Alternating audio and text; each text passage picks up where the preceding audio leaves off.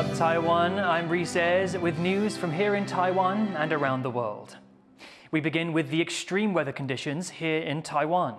We've been seeing some record-breaking temperatures in parts of the country, and it could get worse.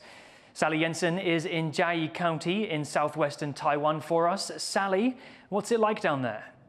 Here in Chiayi County, where a weather station recorded 39.1 degrees Celsius on Sunday afternoon, smashing Taiwan's March temperature record and coming dangerously close to the country's all-time highest heat of 40.2 degrees Celsius. That happened in the summer of 2004 and 2020. And this has huge ramifications here in Taiwan's agricultural heartland, which is a major part of the country's economy, and saw millions of dollars in US dollars in losses last year due to drought-driven water shortages. And these are a major concern for farmers here going into the summer months. Not just that, there's also the health effects on vulnerable groups like older people and children. When it gets this hot, the authorities tell people not to do strenuous work outdoors, to stay well hydrated and well ventilated. Sally, what are forecasts saying? Are we going to see temperatures drop anytime soon? Well, a northeasterly wind is likely to lower temperatures here in the coming days. But looking at the bigger picture, the impacts on agriculture could last over the next few months or even years. Taiwan's not the only place seeing temperature records being smashed around the world. Countries are recording extreme heat over the last few days. And this is difficult to attribute to any one particular cause. But it could be the combined effects of the natural El Niño weather phenomenon, as well as the climate crisis caused by the burning of fossil fuels.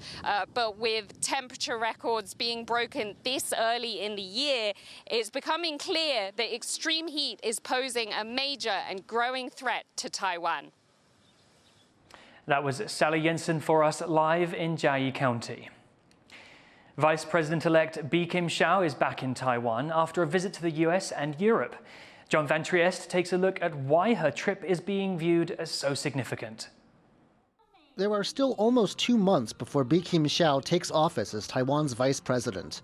But this former diplomat is already busy laying the groundwork for Taiwan's foreign policy for the coming years. Taiwan's foreign ministry has acknowledged that Hsiao was in Europe last week. She visited the European Parliament in France, as well as the Czech Republic, Poland, and Lithuania. The foreign ministry says the visit helped reassure Europe that the incoming administration will uphold the status quo with China, which continues to claim Taiwan. 这次访问有助增进欧方对我国致力维护台海和平稳定的了解。此行是我国副总统当选人首度在就职前应邀访问欧洲。 Analysts say such a visit might not be possible again once Hsiao takes office, as China strongly protests any official exchanges between other countries and Taiwanese officials. 许多国家行政部门的高层负责人，那么我相信他都可以有这机会接触到，因为他毕竟是一个普通老百姓。目前来讲的话，未来赖总统的一些想法，那么透过第一手的这种说明呢，让这些国家来了解。 As Taiwan's former representative to the United States, Hsiao already has close relationships in Washington. Now, with her trip to Europe, she's building ties in other countries Taiwan hopes to form closer friendships with. James Lin and John Van Trieste for TaiwanPlus. Former President Ying-jeou has accepted an invitation from China to lead a group of Taiwanese students on a 10-day trip to the country next week. The trip will include visits to Beijing, Guangdong, and the Mausoleum of the Yellow Emperor, where the group will participate in a tomb-sweeping ceremony. The mythical Yellow Emperor is worshipped as one of the most important figures in the creation of Chinese culture. The visit will take place just weeks before the inauguration of Taiwan President-elect Lai Ching-te, who has been branded a troublemaker and separatist by Beijing. The Ying-jeou Foundation says youth exchanges are critical for fostering communication and understanding between the two sides. China's Defense Ministry is warning the Philippines against taking what it says are provocative actions in the South China Sea. This comes after Chinese Coast Guard ships blasted water cannons at a civilian Philippine boat. No major injuries have been reported. China says it's protecting its territorial sovereignty. China's claims to the South China Sea were rejected by an international court. The Philippines regularly sends ships to resupply its other vessels in the sea, but incidents in the region have escalated in recent weeks.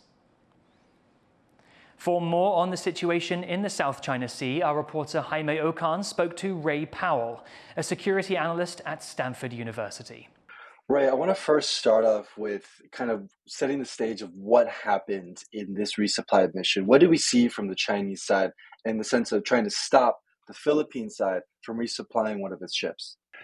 So in some ways, this is an extension of previous missions. So we've seen China be very, very aggressive in blocking and swarming these Philippine Coast Guard ships and the supply ships. Actually, ship is too strong a word. It's a wooden boat that they are blocking and swarming. And then, of course, they pull out these water cannons. And in this case, I think that the difference is not in kind, but in degree. So the use of the water cannon was very direct. So it was almost at point blank range. And if you look at the footage, it would be extremely uncomfortable for those who are aboard the boat. And there were injuries, I understand. We're seeing tons of footage come out from the Philippines Armed Forces of China's Coast Guard using water cannons to stop the Philippine vessels. How significant is that, and how lethal are these water cannons? So China is using them as a non-lethal weapon, but of course, as you I think have observed, at such close range, these things could easily become much more serious. In the example last month, or actually early this month, it was the same boat, in fact, and it was unable to continue after its windshield and other parts of the boat were damaged.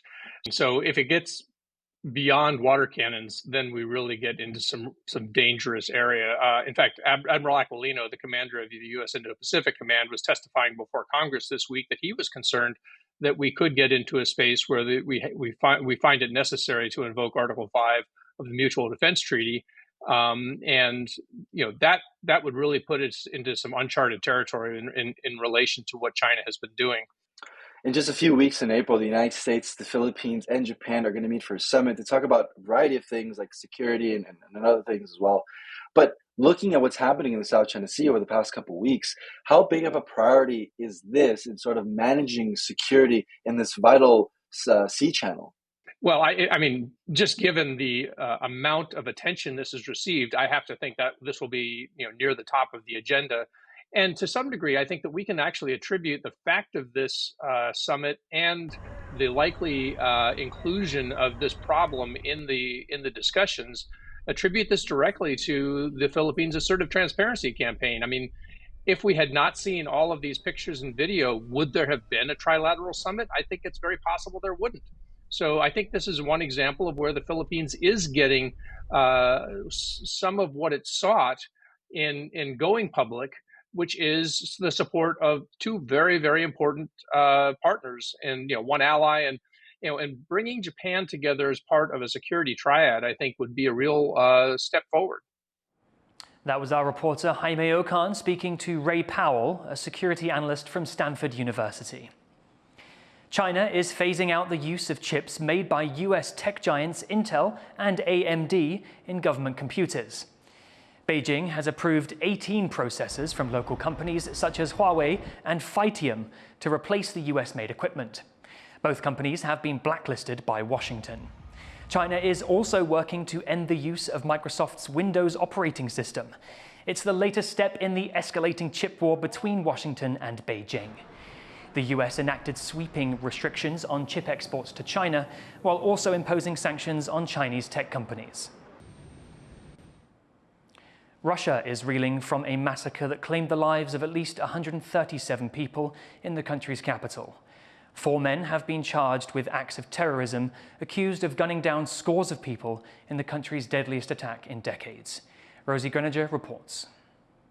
Russia's tricolored flags lowered to half-mast, and the country's events brought to a standstill to mark a national day of mourning for the victims of the attack on Crocus City Hall, a concert venue near Moscow. The death toll of the massacre has climbed to 137, while more than 180 people were injured. It's the deadliest attack inside Russia for 2 decades. Tributes are flowing for the victims. Newly re-elected Russian President Vladimir Putin lighting a candle, and a makeshift memorial outside the concert hall has become a huge mound of flowers. Зашло, и сегодня не стало 2 моих знакомых. Соответственно, сейчас я здесь, чтобы просто почтить их память. While mourning takes place across the country, family and friends of those still yet to be identified wait desperately for news. In the rubble of the concert hall, the health department has begun using DNA technology to search for remains, a process that will take at least 2 weeks. Hundreds of people were attending a musical performance at Crocus City Hall when a group of attackers opened fire inside the popular venue before setting the building alight.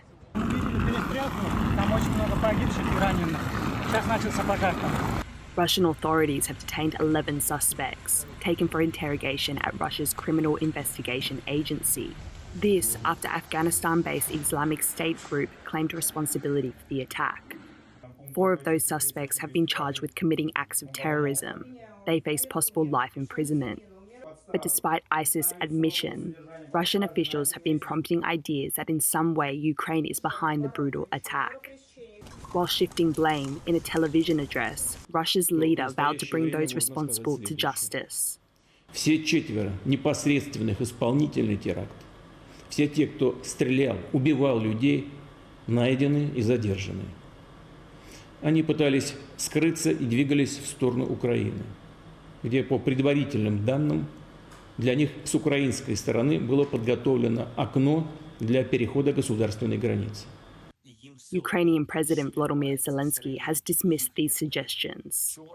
Ще все це сталося, і ця нікчема абсолютно Путін замість того, щоб займатися своїми громадянами Росії, звертатись до них, добу мовчав, думав, як це притягнути до України. Все абсолютно передбачено. For the 3rd time in 4 days, Russia sent a barrage of missiles targeting Ukrainian capital Kyiv, raising concerns the Kremlin's shift in blame for the concert attack would be used to justify escalating Russia's war against its neighbour. And as the country reels from the fresh violence within its own borders, its people are grieving and left in search of answers. Eason Chen and Rosie Greninger for TaiwanPlus. Humanitarian groups say almost half of Haiti's 11 million people are struggling to find food. This comes as gang violence spreads across the country, including areas where most of the country's food is grown. Gang attacks, including raids on police stations and the international airport, have escalated in the past month. Gangs now control an estimated 90% of the capital, Port-au-Prince. North Korean leader Kim Jong-un has inspected an armored tank division. The country's state media reports that division officials briefed Kim on operation plans and received directions on combat missions and training. Kim also inspected the division's headquarters and watched several tank drills during his visit. The North Korean leader has made several appearances at army units and drills in recent months, in what could be signs it's ramping up its military development. A black bear has found itself caught in a trap for the 2nd time in 5 months. Rescuers found the bear in eastern Taiwan with its left hind leg caught in a snare and immediately alerted veterinarians. The same animal had only been returned to the wild last November after being caught in a different trap. Locals in the area often use snares to hunt and drive off wild boars. Officials say they'll work with residents to try and stop bears getting trapped.